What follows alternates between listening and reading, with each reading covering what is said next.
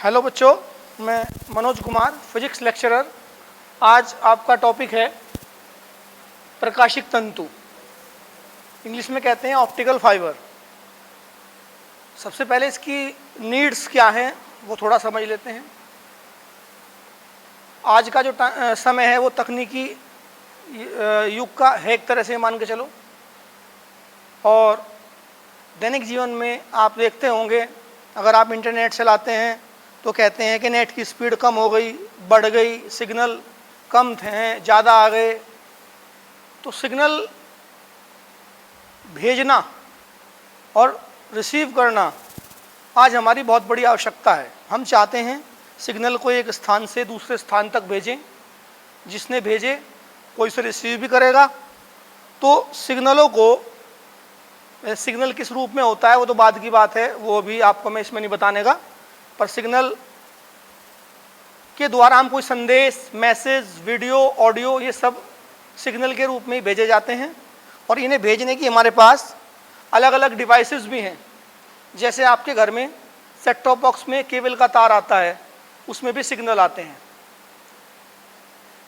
हमारा जो पुराने टाइम में एंटीना होता था, सिग्नल रिसीव करता था और उसके द्वारा, एक तार के द्वारा, पत्ती नुमा तार होता था, सिग्नल आते थे हमारे टीवी में। तो मेन उद्देश्य ये हुआ कि हमारा दैनिक जीवन में बहुत सारा काम ऐसा है, बहुत सारी आवश्यकताएं ऐसी हैं कि हमें सिग्नलों को, संदेशों को, मैसेजों को, वीडियो को, ऑडियो को एक स्थान से दूसरे स्थान पर भेजना होता है।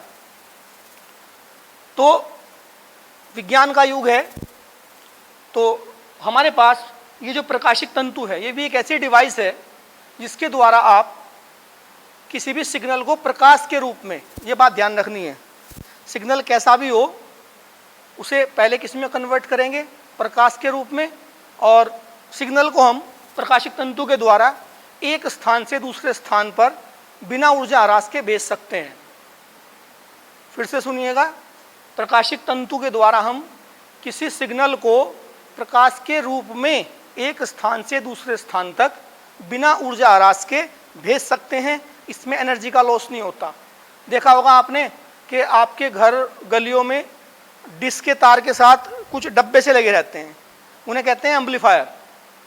एम्पलीफायर कहते हैं, उनका काम है जो सिग्नल आ रहा है बहुत दूर से तार के द्वारा, वो कमज़ोर पड़ जाता है, दोबारा उसकी शक्ति को बढ़ाना। तो जो हमारे केबल के तार है जिसमें को डिश के सिग्नल आते हैं, उनमें सिग्नल कमज़ोर पड़ जाते हैं, उनकी ऊर्जा घट जाती है। लेकिन जब सिग्नल किसके द्वारा जाता है, प्रकाशिक तंतु के द्वारा, तो सिग्नल की ऊर्जा में कोई ह्रास नहीं होता। तो अब आप इसके बारे में परिभाषा लिख लो इसकी। लिखिए, प्रकाशिक तंतु प्रकाश के पूर्ण आंतरिक परावर्तन पर आधारित एक ऐसी युक्ति है जिसके द्वारा किसी प्रकाश सिग्नल को प्रकाश के रूप में एक स्थान से दूसरे स्थान तक बिना ऊर्जा ह्रास के भेजा जा सकता है।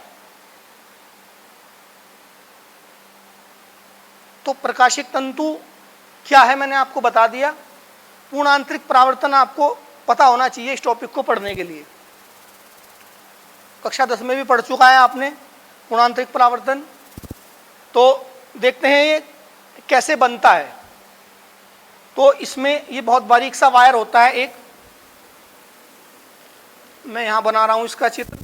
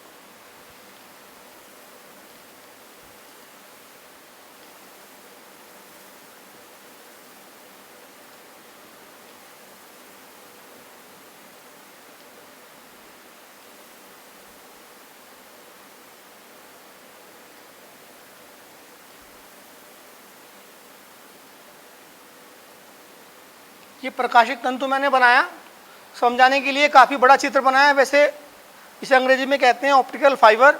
और फाइबर का रेशा आपने देखा होगा, फाइबर के रेशे के समान इसके अंदर छिद्र होता है, इसलिए इसके साथ फाइबर लगा हुआ है। और तंतु भी बहुत बारीक चीज़ के लिए यूज किया जाता है। तो देखो, ये इसका केंद्रीय भाग है, इसमें को सिग्नल चलेगा। ये प्रकाशिक तंतु का केंद्रीय भाग है, एक तरह का पाइप है।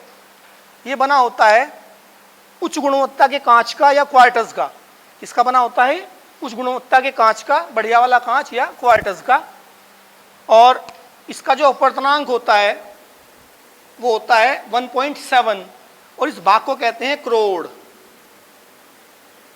ये जो बीच वाला जो पाइप सा आपको दिखाई दे रहा है, तो ये जो पाइप है ऑप्टिकल फाइबर के अंदर छिद्र का हो इसे, तो ये एक लंबी नली नुमा होता है ऑप्टिकल फाइबर। और इसके केंद्रीय जो केंद्र का भाग है ये किसका बना होगा? उच्च गुणवत्ता के कांच का या क्वार्टज का। इसका अपवर्तनांक होगा 1.7।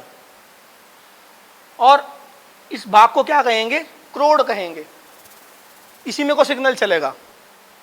अब क्रोड के चारों तरफ जितना अपवर्तनांक क्रोड का है उससे कुछ कम अपवर्तनांक का पदार्थ लिपटा रहता है। मान लो ये हमारे पास क्रोड है, तो इस पे चारों तरफ एक पदार्थ और लिपटा रहेगा जिसका अपवर्तनांक कितना होगा? 1.5 होगा। ये तो ये वाला भाग जहां मैंने डॉट डॉट डॉट बनाया, ये क्रोड के चारों तरफ लिपटा रहता है। इसे कहते हैं क्लेडिंग।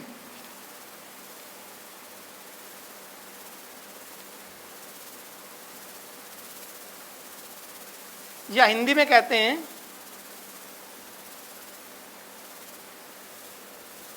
अधिपट्टन। ये जो डॉट डॉट नुमा इसे कहते हैं क्लेडिंग या फिर अधिपट्टन।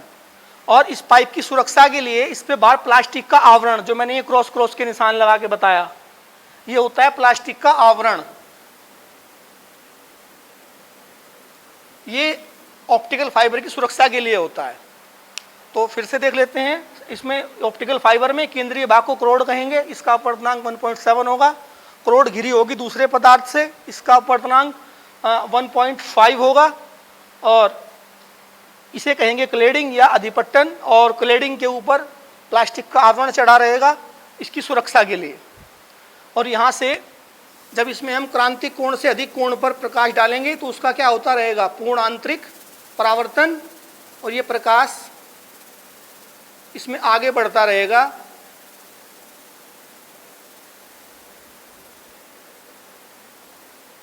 बिना ऊर्जा ह्रास के। इस प्रकार से प्रकाश का क्या होता रहेगा? पूर्ण आंतरिक परावर्तन होता रहेगा।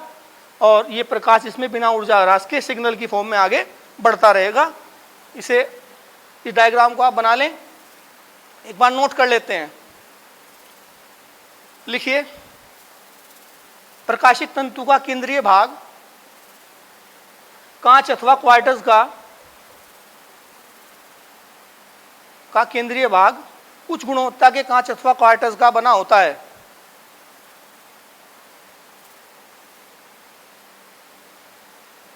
इसकी मोटाई लगभग 10⁻⁴ मीटर होती है।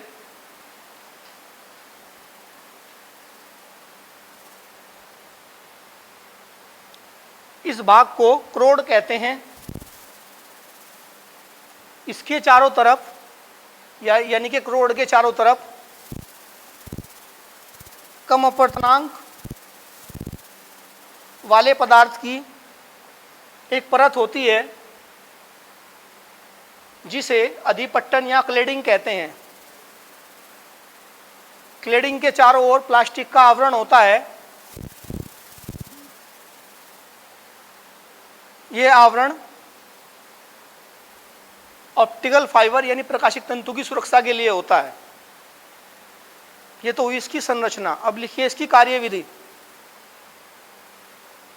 जब प्रकाश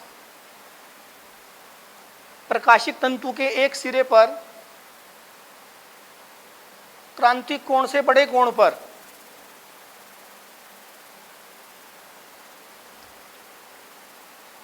क्रोड में प्रवेश करता है तो इसका क्रोड में बारंबार पूर्ण आंतरिक परावर्तन होता जाता है और यह प्रकाश सिग्नल करोड़ में बिना ऊर्जा ह्रास के आगे बढ़ता है। तो ये हुई इसकी कार्यविधि। अब लिखिए इसके उपयोग, पेपर में उपयोग जरूर आते हैं इसके लिखने के लिए। इसके उपयोग लिखिए, दूर संचार में और चिकित्सा क्षेत्र में। चिकित्सा क्षेत्र में क्या होता है, इससे एक शब्द सुना होगा आपने, अंत्यदर्शी या एंडोस्कोपी, वो इससे की जाती है। इससे मनुष्य के पेट में डालकर उससे मानव शरीर के अंदर के अमावस्या और आंत आदि का परीक्षण इससे किया जाता है। और एक ऑप्टिकल फाइबर से लगभग एक साथ 3000 सिग्नल भेजे जा सकते हैं। तो मुझे उम्मीद है आपको समझ में आ गया होगा। धन्यवाद।